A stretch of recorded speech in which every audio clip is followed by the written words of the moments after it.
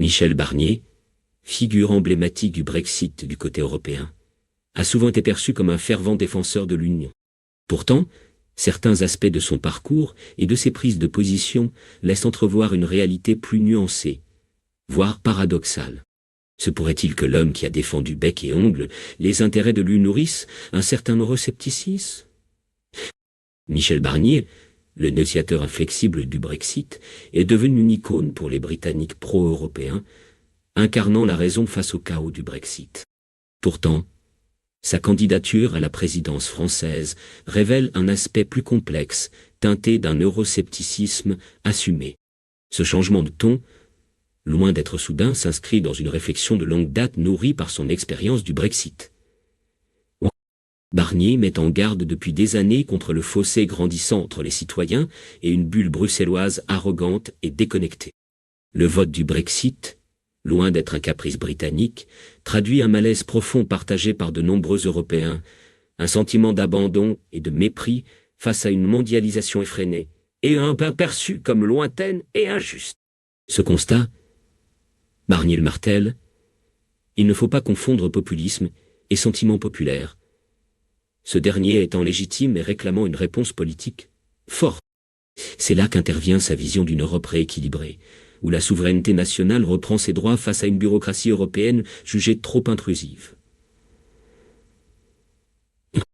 Son livre, Mon secret Brexit Diary, regorge d'anecdotes révélatrices, comme cette rencontre avec Lord Digby Jones et sa délégation d'entrepreneurs pro-Brexit. Offrant à Barnier un panier rempli de produits britanniques, il s'attire une remarque ironique. Certains de ces produits sont protégés par des appellations d'origine européenne. Cet épisode illustre le décalage entre la perception de certains Britanniques et la réalité d'une interdépendance européenne profonde.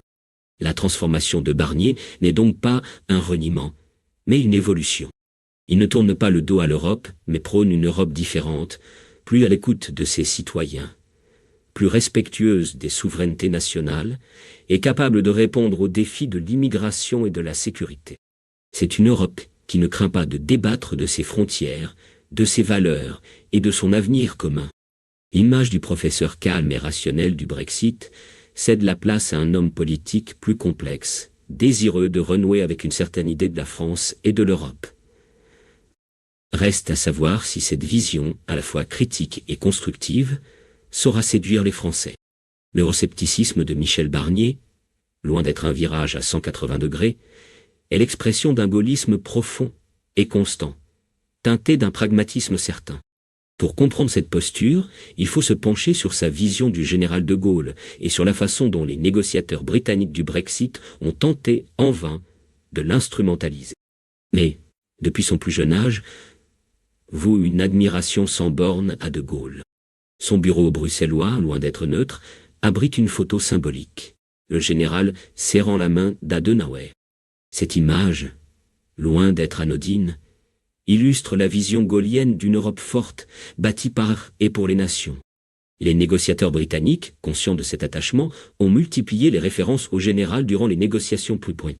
Farage, Barclay, Frost, tous ont tenté de séduire Barnier en se réclamant de l'héritage gaullien axé sur la souveraineté nationale et la grandeur de la France. Une stratégie maladroite et vouée à l'échec. Ces tentatives répétées de récupération ont provoqué l'agacement de Barnier, qui dénonce une instrumentalisation grossière de la pensée gaullienne. Pour lui, de Gaulle, visionnaire, aurait placé l'indépendance de l'Europe au cœur de son action, conscient que la France, seule, ne pourrait relever les défis d'un monde globalisé. Ainsi, l'euroscepticisme de Barnier n'est pas un rejet de l'Europe, mais bien une volonté de la refonder sur des bases plus saines. Il appelle à un rééquilibrage des pouvoirs, à une Europe moins bureaucratique, plus proche des préoccupations des citoyens, capable de défendre ses intérêts face aux géants mondiaux.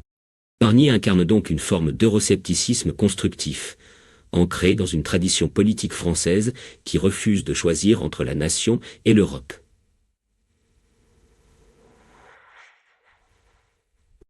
Il nous invite à dépasser les clivages simplistes et à repenser l'Europe à l'aune des défis du XXIe siècle. Une Europe forte et solidaire, mais aussi respectueuse des identités nationales et de la volonté des peuples. La vision de Michel Barnier pour l'Europe transparaît dans ses critiques acérées de l'attitude de certains dirigeants européens. Face au séisme du Brexit, au lieu d'une introspection, d'une remise en question, il déplore une forme d'arrogance, une incapacité à écouter les inquiétudes profondes qui traversent les peuples européens. L'ancien négociateur en chef de l'UE n'hésite pas à pointer du doigt une bulle bruxelloise déconnectée des réalités du terrain. Il dénonce l'aveuglement de ceux qui, enfermés dans leur certitude, refusent de voir le fossé grandissant entre les citoyens et le projet européen.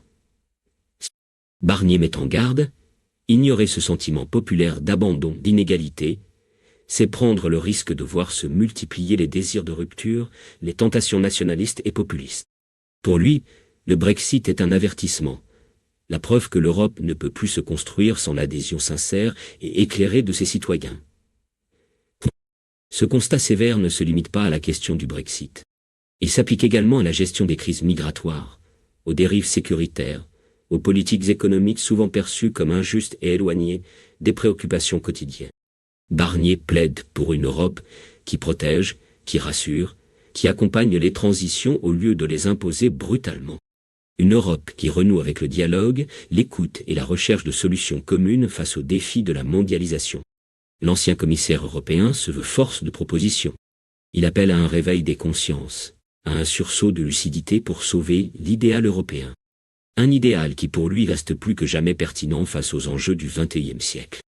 Michel Barnier se présente aujourd'hui comme le chantre d'une France réconciliée, capable de dialoguer et de rassembler. Un discours qui peut surprendre de la part de celui qui incarnait la fermeté et l'intransigeance face aux Britanniques. Pourtant, ce changement de ton n'est qu'apparent.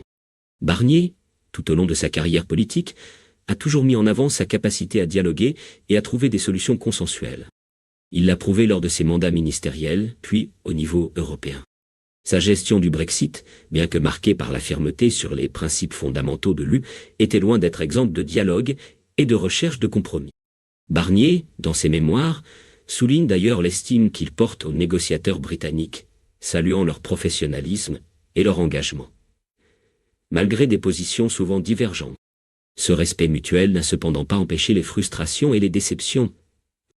Mais il ne cache pas son amertume face à l'attitude du gouvernement britannique, notamment sur la question sensible de la frontière irlandaise. Il déplore un manque de loyauté et de respect des engagements pris, regrettant que la parole donnée ne soit plus un gage de confiance suffisant. Ce constat amer ne l'empêche pas de croire en la possibilité d'une relation apaisée et constructive avec le Royaume-Uni.